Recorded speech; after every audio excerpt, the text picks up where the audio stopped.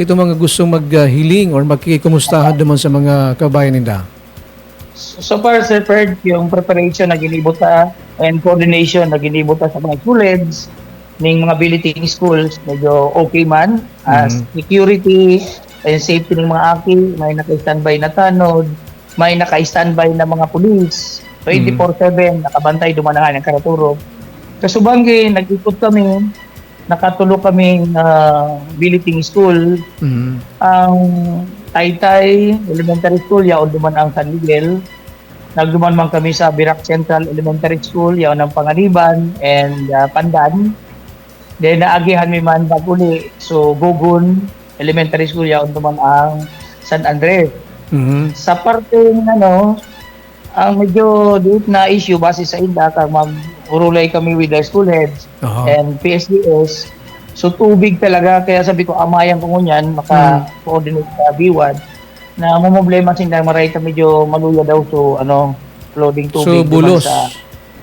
So bulos. Importanteng maray pati ang tubig kasi kung di ka na nga rigos makawat, medyo mainit-init. Iyo nga ni. Sa Birac Central and Taytay Elementary medyo challenging ang tubig da, kaya okay man ang coordination ng PSDS sa mga sa B1 para matugnan. And nag-respond pa po ang B1. And in case talagang medyo maluya, pwede dyan mag-imbitar sa BFP, sa Bureau of Fire para masuplayan ng tubig. Actually, coordinated din po siya.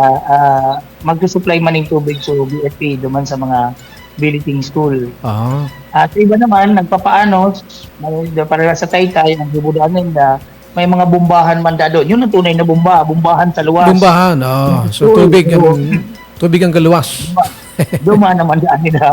Dumaan naman daan may pakarigo sa iba. Iba naman, ang diskarte, banggi pa, pinakarigos na, then pinaturog, para pagkaaga, mas hindi na lang yung pagkawat, nagkarigos na. Kumusta yung security measures? Kasi, alam mo, dakul ni mag-take advantage sa araw kayo ni. Kumusta ang coordination sa PNP para naman sa security measures kan sa inyo pong mga propriedades? Po, Sir Ferg, very overwhelming ang coordination ta sa PNP. Talagang tutok, 24 oras. Masigasig si Police Major Kenneth. Ano pilido kaya Gutierrez. Chief of Police ng Birac. Gutierrez. Pinahayag niya yung security measure during the solidarity meeting with the coaches and ang pag-ikot nila, mga naka-standby, mga PNP personnel sa school, grabe. And yun man talaga ang pinaka-ginot na concern yung security and safety ng mga kaatian. Talagang plus pa yung pag-duty ka mga barangay tanod, talagang nakula kong tamang ang naitataw sa tuwa. Ini pa sir po, ang mga playing venues, may mga naka-standby man sila duman ng mga PNP personnel. Medical. How about sa medical? Kasi importante yung medical dyan in case may mga na-injured na mga atleta. Ayun po, Sir Ferd, sunod naman sa security, yung para sa safety ng mga sa medical, okay naman, nakaposisyon na. So, nakalatag na kung saan ang mapunta igay, mapunta duman. Ang importante, so mga combative events like boxing, talagang day po yan nagpupuon hanggang yung doktor and then ambulance. SOP yan. Pag walang ambulance, walang doktor, walang laro. So far, coordinated na yan, adyan yan, naka-standby. And nakula po ang tabang kung ito yung mga doktor na talagang nagtaumaming effort na makapag-assist sa tuya. And yung PDRR, Red Cross, NDR, plus Bureau of Fire. Ang mga Bureau of Fire parang Sir stream man pala sa mga araw kayo KP para sa mga akin. Natap naman po ang kanilang services. May mga kanya-kanya naman po silang assignment. Except so sa checks, data na pinawan ta, bako man masyadong risky ang para isip. Pero sabi mo na nga baka magkaigunin na mental block. Ang kadaklan naman may mental block dyan, Sir Perch, yung mga coaches, pag nanadaog sa player nila. Sinasibot-sibot. Sinasibot-sibot. Okay man ang satuyang sa medical personnel na nasa ito. So sa security, okay man po. Pero in case may mga pag-uran, pero ganyan ang panahon nagluluwas yung aldaw Pero in case may mga arogya na rimalaso pagkabot ng uran, may mga option kita or mga alternative para matuloy, madagos ang kawat? Po, Sir Ferds, actually sa mga technical conference ngayon hanggang sa regularity meeting kapon, sure talaga ng mga TM na tournament managers, nagwasin ng plan B. Just in case yung mga outdoor game ka, kumusog ang uran, magkagaling araw ka ini, may mga identified na sinang venueng lilipatan, and may mga adjustments sindang gigibuhod dun sa scheme or sa format kan sa indang pakawat. Para lang ma-address yung mga araw challenges, mga panahon. Talagang, preparado man ang sa tuyong mga matitikas sa tournament managers, tormented managers. Ever ready. Ever ready. Dapat igwaning pagsiguro. Kung sabi ko, maisip pag oras na, isipon na mo yan, mangyari man sa dae, at least naisipan ka na kung sa induban. Ang worry ka lang, Sir Ferd, ang swimming, kung magparauran, malalabos sa tuyang mga swimmers. Kaya, medyo, double. Ang sipunod ko swimmers. Kasi punon tama ng tubig. Anyway, ganyan, at least standard so sa CAD, so di mahiling niya to. Lalo sa mga estudyante na gusto magiling man, at least mahiling ninda. Alright. Sige, mas maging ma-develop talaga sa swimming kasi dakulong bagang medalya dyan sa swimming. Ang Naga City, actually, dyan sinda nakakuha ng dakul na medalya Sir Ferds, parehas sa ng athletics. Kung ang sarong player kaya niyang makakuha ng nasa 15 medal, sarong player. Kaya nakulaan ta. Grabe, Grabe yung potential kasi may mga, may mga other category na pwedeng balihan. May relay yan, may mga individual event yan, and kung saan pa. Kan nakalipas sa taon sa palarong Bicol, kumusta so standing ta sa nakapirang medalya kita pagabot sa swimming? Sa swimming, igwayat ako kaning silver, diit na na lang, Sir Ferds, diit na gubtik na lang ning kamot, pati bitis, ma-gold kita. Ayun. Parang may duwang silver kita duman and nakatulong bronze sa elementary. Di kitang gold. Di kitang gold. Oo, di kita naka-gold duman pero talagang diit napitik na lang. Pero ini magayon, Sir Ferds. Tapos mga nag-gold ka ito, nag-high school na. Ining sa tuya na nag-silver, baki kawat pa mo yan. Kaya medyo secondary na sila. Iyo po. Bako, sa elementary pa din. Elementary. Pero, pasok pa sila sa edad, makawat pa sila duman sa swimming. So, mga nag-gold, parang nag-high school na, grade 6 na ito last year. Yan ang mga potential dyan sa mga individual event Kasi, kung mga grupo-grupo, nakulonin na pigapakaon, kulang sa production. Pero dito man discredit man ang contribution ng team event. Kaya sabi ko, pag soldado meeting kahapon kasi ang nasa plano, Sir Ferd, ang ma-undergo naming concentration training base sa budget na nakolokarta, yung mga individual event and dual event. Tennis, table tennis, badminton, yan, mga dual event yan. Asin na talagang pinawanta ang tutok sa concentration training, magigibuhon man uya sa Birak, yung mga na-select na athlete, mabalik sinda uya sa February 16 hanggang February 27 ning concentration training. Adi 1 month. February 28, kabangang bulan. February 28, 12 days to be exact, per person. Pag February 28, tulak na kami pa Palarong Bicol sa Legazpi. So ang puunin Palarong Bicol, March 1? March 1 to 7. To 7. Kasi pang sampulo pa lang kita duman, nahiling ko sa standing naman sa Region 5. Pansampulo ang katanduan last year. Di baka lamang maging pansyam kita, basta din maging pang-14 sa 13 delegasyon. Basta din nagmawara doon sa 13. Masakit. Kung mas So ito nga ng Sir Ferds, sa team event, paano naman ngayon sa team event? Yata, yan na kami concentration. Ikaw naman sila ang concentration training. Pero gigibuhin nila sa kanya-kanyang school kasi ang team event tahali yan sa mga school. Di yan yung seleksyon. Yun na so naging strategy. Yeah. Ang apod po dyan sa team event, winner take all. Kung si Sai ang gumana, hari yan sa Salok School ang team naan, dumana sila ma-training. Kaya ang gigibuta, para masuportahan taman sila, may makasabay sa concentration training, magakaigwa po ang Division of Patanduanes ng province-wide na fun run Fun para run. maka-generate kita ng funds to support ang training kaining sa katuyang mga athletes, lalo na sa team event. Iguning drive, ano po yan? Fun drive para masuportaran. Noorin niya gigipon tabi, Sir Fidel.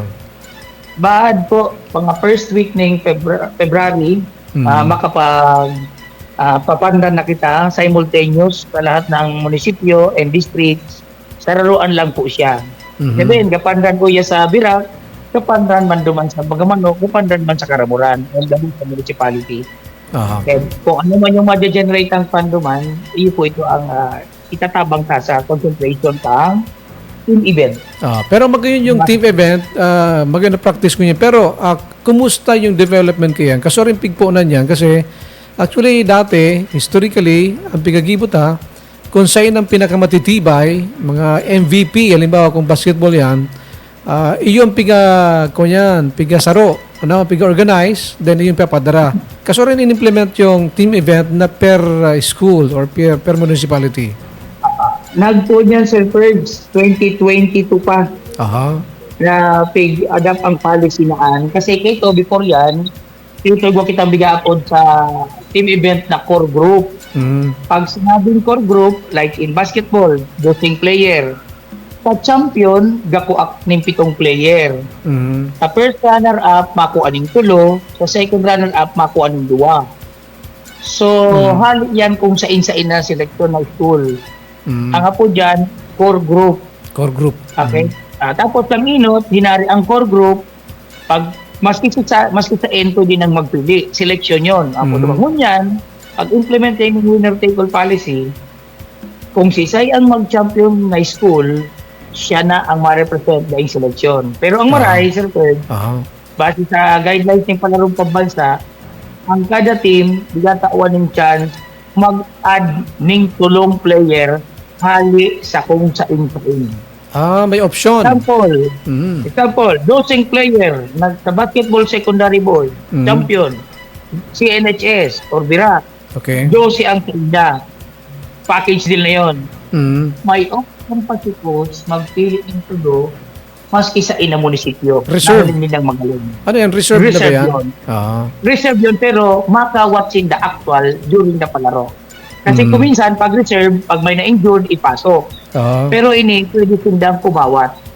Pwedeng ba i-schedule? Halimbawa ngayon, okay, ay pasok ta, so alis sa ibang eskulahan, digdi sa kawat na yan. Pwede yung arog yan sa schedule? Opo. Kaya ang magiging player, ini-adapt ka lang sa palarong Bicol, na maselect o ya. Ang magiging player na ng basketball, pag nag-plus 3 kita, instead of 12 players, magiging na siyang 15 players. 15, may reserve na tulo. May plus 3. Hanggang sa palarong pambansa po ang scheme na yan. Applicable din yan sa volleyball? Applicable din sa volleyball, softball, basta team event?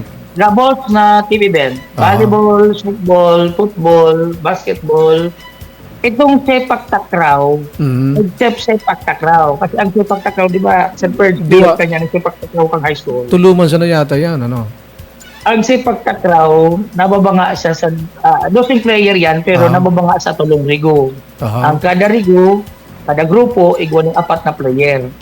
Ining rigong ining tulo, pwede siyang kuwaon sa mandain-lain na school. Example, ang first rigo, hari sa Birak, 4 yun. Ang second rigo, hari Bagamanok. Ang another rigo, hari sa Pandan. Pwedeng tulong school, pag hinalian, sa iba-ibang rigo, pwede man na 2 school, kasi so 8, hari sa Sarong School, so 4, hari naman po sa or, pwedeng hari sa tulong school, tig-4. Or, pwedeng tuluhan ng school sudote, kung di ini silang nailing na maray na para kawat na. So, ang option, kisay kung doon sa champion, ang option. Sa coach po and siyempre in coordination doon sa tournament manager.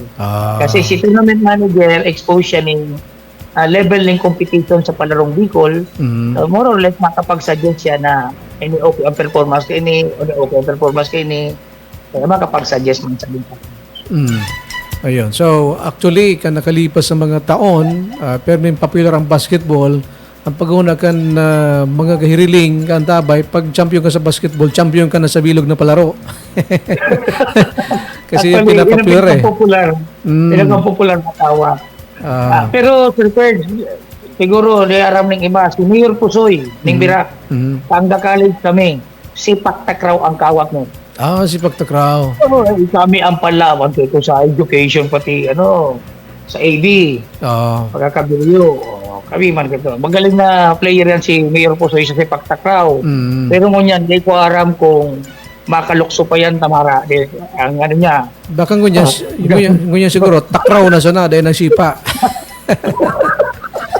Sarang dakla na si Mayor. Kaya, di na siguro makapiro. Magaling na player yan. Halos parehas ang Mikandua. Ayun. Kaya di ka mo nagpadaw, gano? Sige tabi, Sir Fidel, sige, pangapudan mo sa mga nag-antabay and sa mga mahiriling, sa tournament na yan, sa Pakawat, para sa palarong panlalawigan. Go ahead. Apo, tiga-invite na sa mga supporter sa Manila na munisipyo, mga kapamilya, kapuso, kabarkada, kaklase. I-cheer nyo po ang mga players mga kaklase nindo, sa school. I-cheer ta kuminsan nakadagdag talaga siya ng kusogbot ng mga aki para makapag-compete. And padagos na lang po ipangadji ang safety kang sa tuyang mga kaakian. Dain ng ibang success na mamamati sa mga araw kining palaro na masiguro ka lang ang safety and security ng mga aki.